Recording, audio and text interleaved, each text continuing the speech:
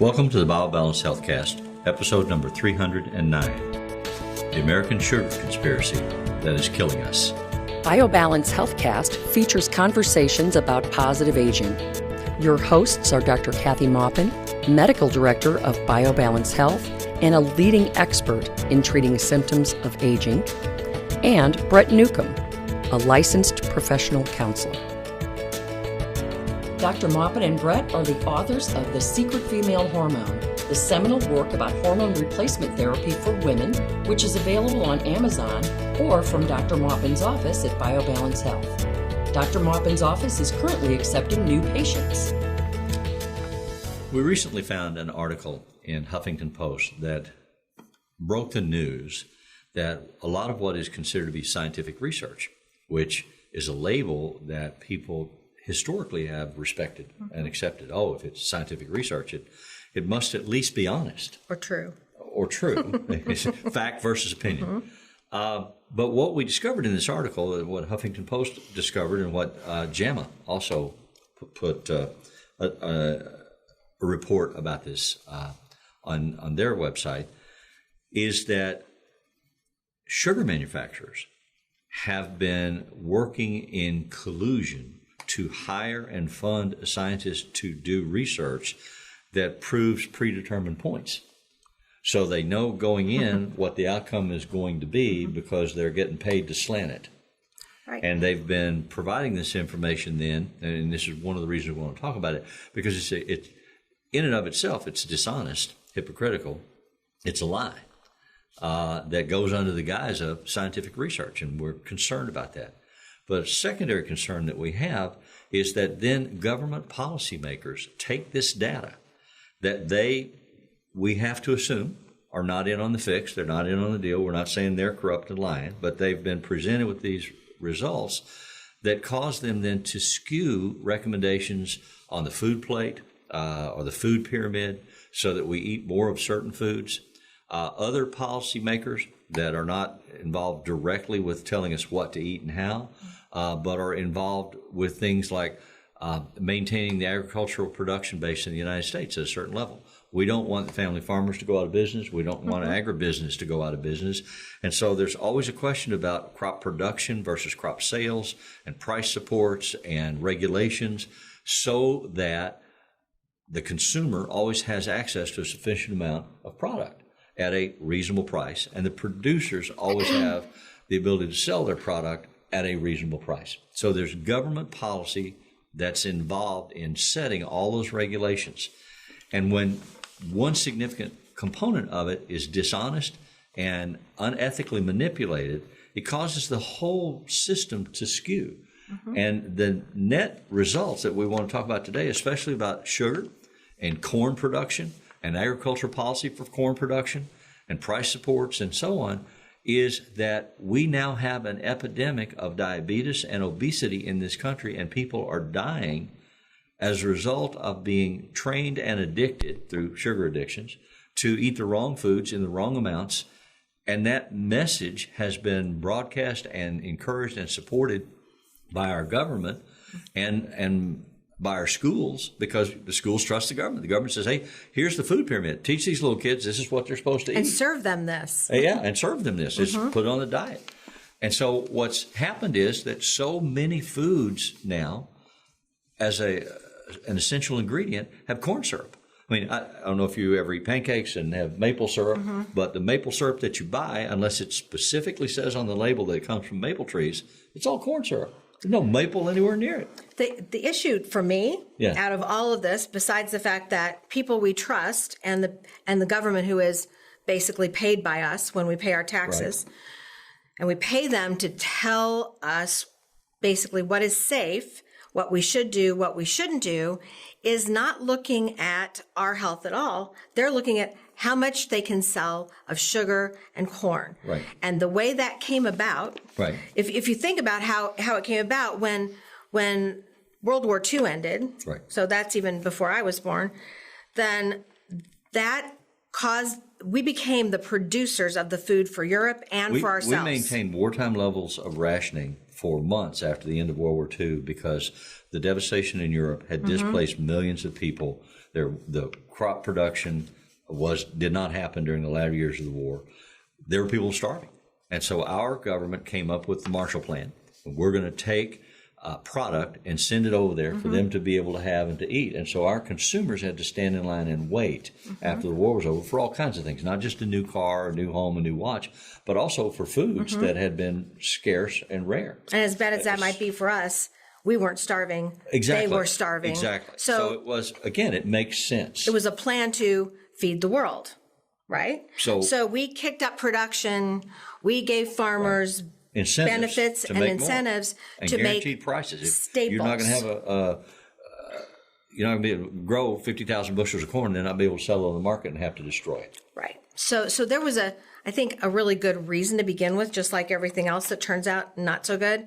That was the reason. So when we started to do this, certain people benefited on the production end, and those are people producing. We had a lot of sugar. We had a lot of parts of the U.S. that made sugarcane or grew sugarcane, and also corn that makes corn syrup. So we were making grains. We were growing grains and sending them overseas, and we were consuming them. But then, when Europe became self-sufficient, we ended up with all of these people who were on the bandwagon, kind of getting money from the government to produce sugar and corn, and they wanted to stay on it.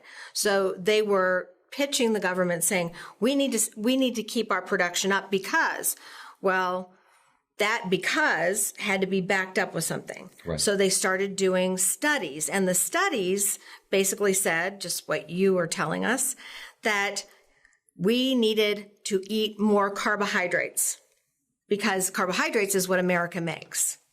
So it was really a monetary reason, not a health reason, but they made it into a health reason. Right. And then we all learned the food pyramid. It's an easier sell. It is. I mean, they taught our mothers and grandmothers and great-grandmothers, for some of us listening, that you should eat all these grains, cereal every morning, and you should have all this bread, and you should have all this pasta, because that's what we made here in the United States. So we started feeding our children those foods, and those are the foods we ate. And we ate at school all kinds of carbohydrates. And they compounded it in the 50s and 60s. They said, you got to eat all these grains. You need, like, cereal is a healthy thing. Let's eat it, which is carbohydrate.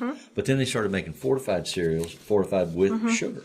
Right. So then you have Frosted Flakes and Captain Crunch and all these sugary cereals that, because of the sugar, our taste buds want. And that increases our dependency and our level of addiction to sugar consumption. So and it sells a lot more cereal. It sells a lot more. So there's a lot of foods that, because they want to sell more, they put sugar in it because then you crave it. It becomes an addiction. So in all of our drug policies, we're trying to stop addiction, but not when it comes to sugar and carbohydrates that we produce in this country. So up until approximately 5 years ago, we had this pyramid that I knew through taking care of patients and through the physiology of how food gives you energy and how food makes you dependent on certain things. I knew that a low-fat diet doesn't work. They had said, you need grains, so therefore you need a low-fat diet and a high-carb diet. Well, all my patients that did that got fat. Right. People who went to vegetarianism but didn't eat pure food, just ate cereals and things like that, just gained tons of weight. I'm a vegetarian. I'm eating healthy, and because I'm not eating meat now, I can eat more pie and more Twinkies. Right, because I'm not eating. Yeah, I'm not eating that horrible. I'm not eating all that fat. Yeah. So it turns out that all of this information that we were fed and we believed and we thought was right, although I had my questions because of how my patients responded to it. Not because you're a cynic, but because you. Well, because I'm a cynic, and because and I never could eat a high carb diet. It made me sick. Right. It just wasn't good for me, and it made me gain weight. So I went, that can't possibly be true for everyone. So, well, it's not true for most of us, and it has caused us to have a very high rate of diabetes, obesity, and heart disease. It's not fat that you take in that makes you have heart disease. It is carbohydrates, and they are just now coming out with that. That is something that Journal of the AMA has put on the front page. Not that everyone who's a doctor is going to believe it. Right. But since I've... Well, because we've been indoctrinated. For over 50 years, we've been brainwashed. The social policy planners have fomented this concept of the food pyramid, that you need to eat this. And we were all taught this in school, and we all have internalized it and believe it. And now we find it's just as deadly to so many of us as the message that many of us learned as children when we had to belong to the Clean Your Plate Club. Right. You have to eat everything that's put on your plate. Your mother worked hard to fix this meal for you. You're not an appreciative child. If you don't eat this meal, you need to eat this food. Somebody's starving somewhere, so you better eat your food. Starving children in China. Oh, yeah, name two. Yeah. So within the last 3 years, the government has finally said, we were wrong. And the food pyramid isn't the way that we need to be looking at food consumption, and we need to consider other factors. And so they got researchers at Harvard University to come up with a new program to try to sell and institutionalize in our schools, our educational programs from kindergarten on, that they're now calling the Harvard Food Plate. And they're moving the things around. They're not stacking them on top of each other. And they're showing volume amounts that you need to be considering, reduced size consumption, portion consumption. But don't get real comfortable with the government dictations, because... But now JAMA and Huffington Post have come out with these articles that saying even in the process of revising what their fundamental message to us is about food consumption, they've been hornswoggled, if you will. We've been hornswoggled. All of the Americans who believe that. And maybe even the government. And again, I'm not as readily willing to assert that the government is venal and corrupt in this process. It may be. The data was given to them by the Harvard doctors, and they ignored it. Well, they found other reasons to emphasize something else instead. You just don't want somebody coming in and taking you off to the black helicopters. Yes, the black helicopters showing up. I don't believe in that level of conspiracy. I really don't. But I am concerned because what the data is now showing is that the producers of the sugar and of the messages about diet and food consumption skewed deliberately, intentionally, and with premeditation the scientific research that they were buying. And I'm upset too with university researchers because they sold out. And so then that makes me wonder when about any research. About any research. When doctors sign off on research about some drug, are they getting big profit payouts from the drug companies? Are they getting an encouragement to say? So it makes me suspicious. That's in the fine print of everybody. Yeah, well, if it's available at all. But if they are getting paid for it, then dang it, it's wrong. It is wrong. It is wrong. And there's a lot of that because just say you have to submit for grants, submit all this information for grants. And so the government decides who they're going to give the money to, or organizations or industry is going to decide. Industry, trade groups funding research to prove specific points. So they take whatever you say, I want to prove this. Yeah. They look at that and they go, well, that works. It fixes our budget. It helps us sell more. So, okay, we're going to take those. These? Nope, we're not going to even look at it. So they quit funding them. When the results start to come in and the data is starting to stack up in opposition to what they wanted to prove, then they cancel the study. Right. So or they don't ever give them money to do the study. One or the other. To begin with. So the only ones that reach a conclusion reach a predetermined. We see this. Remember, we saw that with the WHI study. Yeah. Everything they wanted to show that estrogen didn't help women, and in turn, the real results showed that estrogen didn't hurt us, and it in many ways helped us. But they didn't publish that part, and we've been finding more and more looking at that data that it actually helps us. So, but that's not what they released to us in the public. Right. And so then as you get this information, you have to look for the pattern. And one of the patterns that has to be examined is the pattern of government regulation. And it's really complex because there are so many overlapping industries. There's the farm industry and the food production industry. Then there's the canning and pre-preparation packaged food industry. Then there's the sales industry. Everybody takes a piece grocery and makes stores. money. Grocery stores, marketing, advertising, cereal commercials, candy commercials, what have you.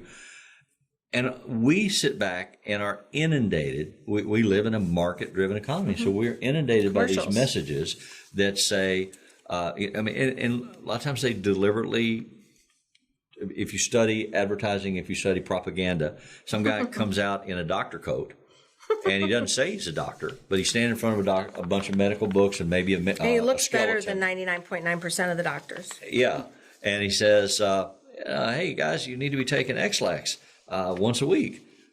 We take and all of the medical ads where they say take this product, butterflies fly across the scene and people are sleeping and there's nice music playing, and they don't That's even tell you what the advertising. medicine's for. Right. They just say go ask your doctor for this medicine or go buy this medicine if it's over the counter, and butterflies will fly through your bedroom and music will play and you'll be able to sleep comfortably and your husband will love you and you'll be beautiful.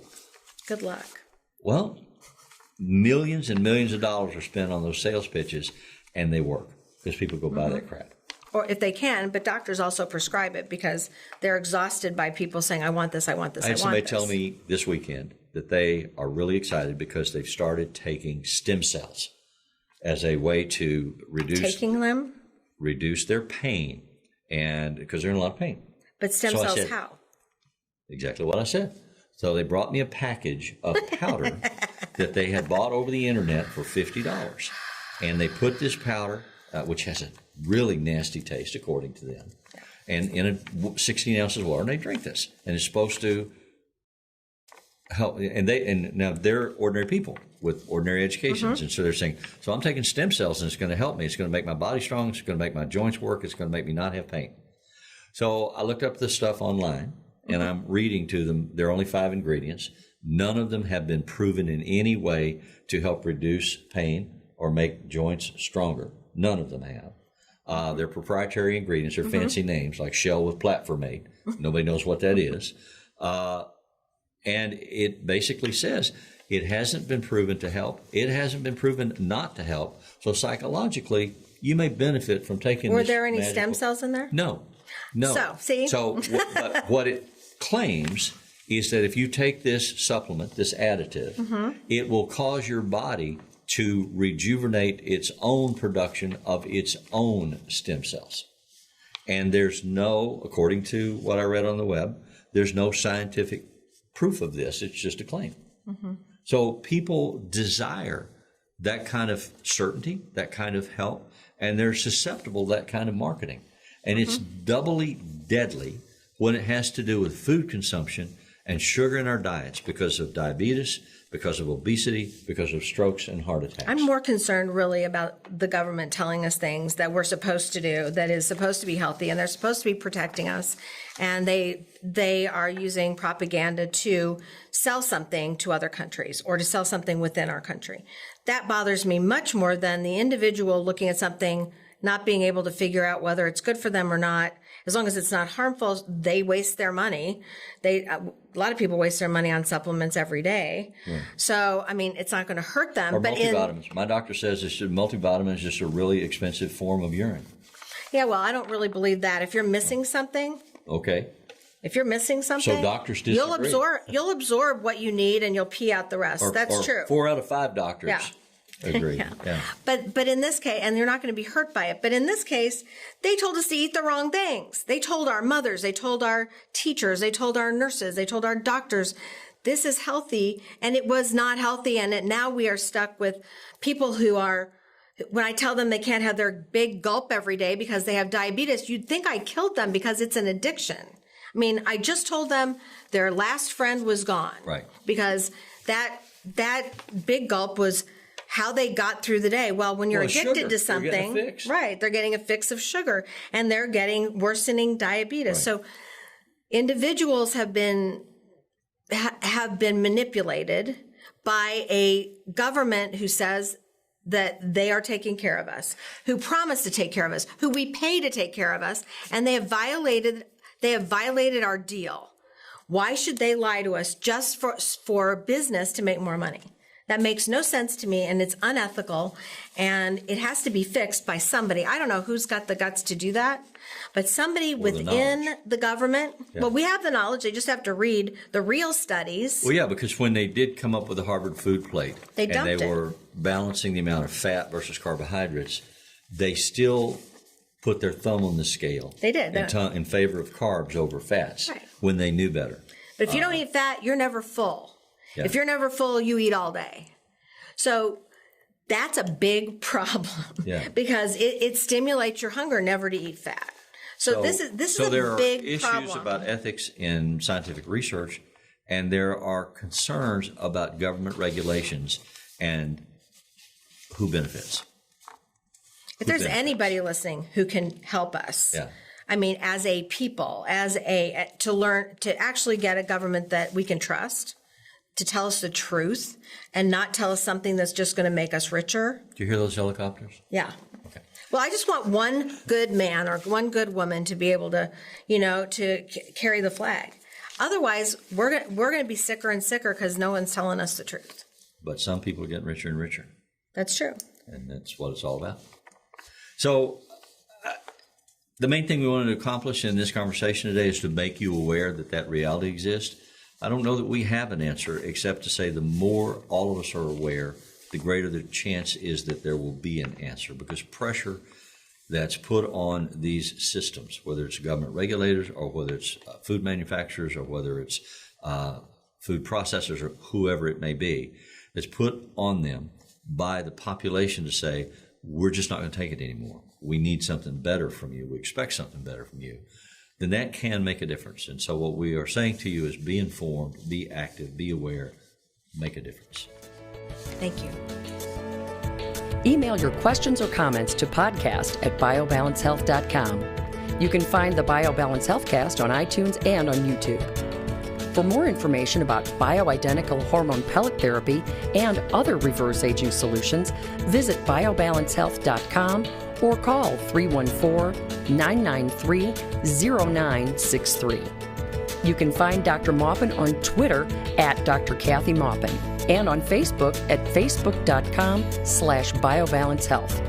Find Brett Newcomb at brettnewcomb.com.